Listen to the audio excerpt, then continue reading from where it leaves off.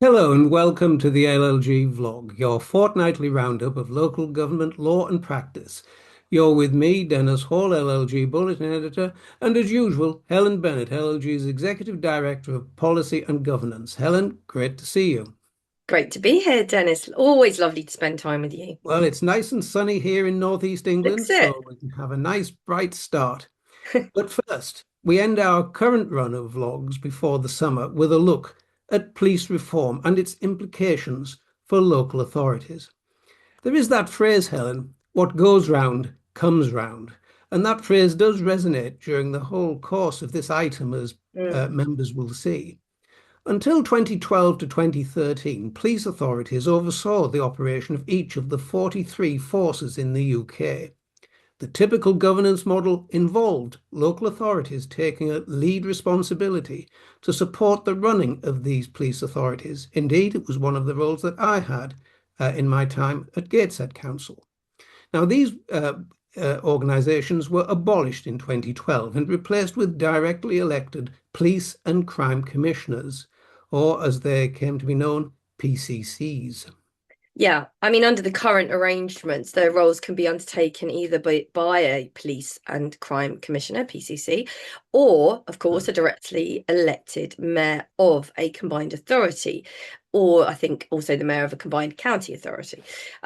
Now, in November of last year, 25, I have to remind myself because the years blur, the government announced it would scrap PCCs at the end of their current terms, which will be May 2028. Hmm. Now, that they wanted to replace them by elected mayors or new what they call police and crime boards. Indeed. So this is the question. Is police oversight returning to the local government realm?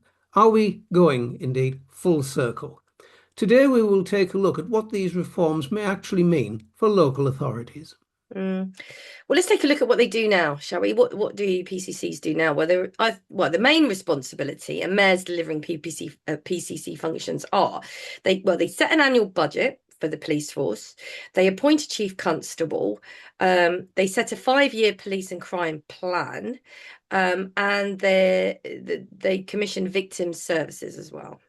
Indeed, and PCCs can also choose to oversee the local fire and rescue service and handle complaints made against the police. Mm, But some of these things have proven highly controversial, especially joining police and fire services, and few areas operate like this at present. And mm. of course, as you'd expect, all operational matters such as investigating crimes and deploying officers still remain the responsibility of chief officers of each police force. Chief officers must make operational decisions, of course, free from political interference. Mm.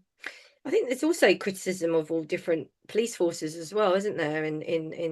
But Mm. let's not open that can of worms. But let's look at police oversight and mayors. So, especially as we've got our new PM. um, Section 46 of the bit of law. Section 46 of the English Devolution and Community Empowerment Act 2026 has amended both the Local Democracy, Economic Development and Construction Act of 2009 and the Levelling Up and Regeneration Act of 2023, of course, to create what government intends a simpler process for transferring powers to mayors of combined authorities and combined county authorities. Now, all of this came into force on the 29th of June this year. Mhm. Under these changes, the Home Secretary can determine through secondary legislation that an elected mayor of a combined authority, or indeed a combined county authority, will exercise PCC functions where the boundaries of the authority align with one or more police force areas. And if the boundaries do not align, the Home Secretary can amend police force boundaries to create alignment between police force areas and combined authorities. I mean, it's just dreadfully complex in places, I think. But the Home Secretary must still have the consent of the mayor to do this, so that's really important. But what the 2026 Act has done is it's removed the requirement to hold a public consultation. So that need not happen. The Act has also given the Home Secretary more powers to amend police force boundaries to facilitate transfers and to allow mayors to perform PCC functions for more than one force.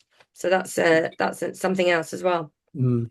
So let's take a closer look at how PCCs are being reformed. Mm, Well, in November 2025, the government announced it would scrap PCCs at the end of their current terms in May yeah. 2028. At that point, elected mayors of a combined authority or of a combined county authority will become the policing body for their force. If there are no relevant mayoral authorities for that police force area, I think, Helen, this is where the complications come in. New Yeah. police and crime boards made up of local government leaders will deliver this role. And that's the interesting bit. This is where local authority representation comes into this. Yeah. And this will all require primary legislation that at the time that we're presenting this has not yet been introduced. No, and we don't know any detail about that, and I think that's the not Yep, well, not sufficient detail, I should say. So I actually, well, I think it's important to note in respect of Wales, actually, there's going to be bespoke arrangements for Wales because yep. there are no combined authority mayors. So maybe the new committee they're putting together in respect to local government will be feeding in on that as well. Mm. We'll wait and see. Um, Now, in an oral statement to Parliament back in November 2025, the policing minister, who was Sarah Jones, I don't know if she's still the minister. I have to say, I do not So know. many changes. Yes, I haven't checked that. Said that the PCC model had, quote, weakened local police accountability, and went on to say that it had perverse impacts on the recruitment of chief constables and, quote, failed to inspire confidence in local people. Yes, and not everyone agrees with that because No. Emily Spurrell, chair of the APCC that represents PCCs, that's the Association of Police and Crime Commissioners, well, she said the decision risked creating a dangerous accountability vacuum.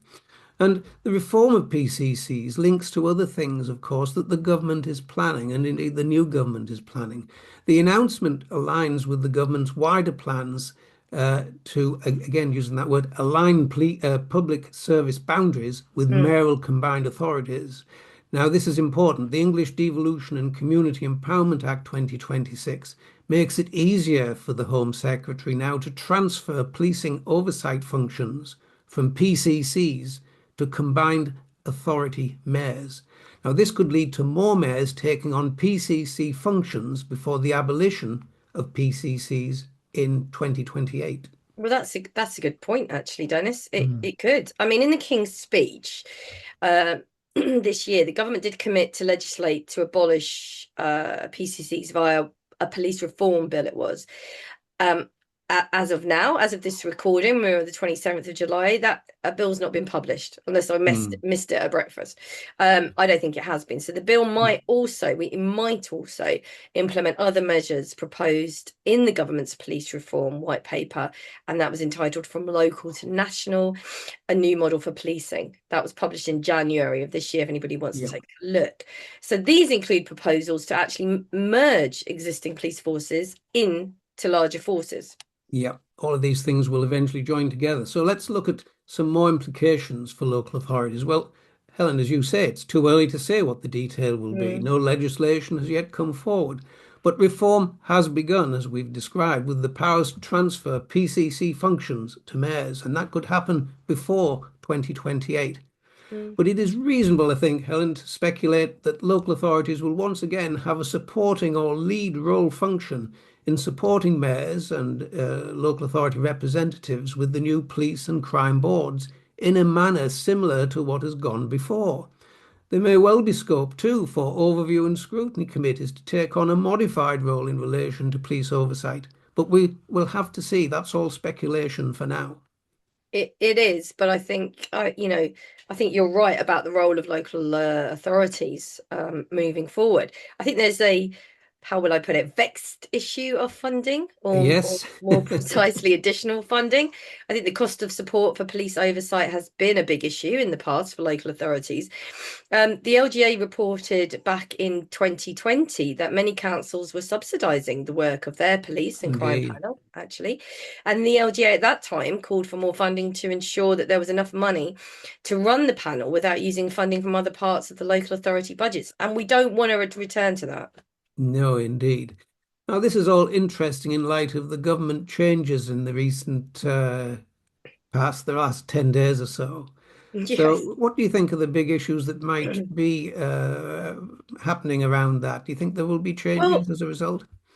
uh, what do you think the approach to PCC reform is likely Hmm. to look like under Andy Burnham's Yeah. government? Well, Bearing in mind he was a mayor. yeah, I think this is the key point. Manchesterism is going to have an effect, isn't it? There's no doubt Mm, about it. I think it's unlikely that this particular policy will change. And the reason why I say that is, as you've just said, the new Prime Minister, Andy Burnham, has put mayors in a front and central mm, position, in an elevated role in terms of public policy generally. He sees the role of mayors as pivotal in developing devolution, for example. yeah, I think mayors can still be expected to take on police scrutiny functions.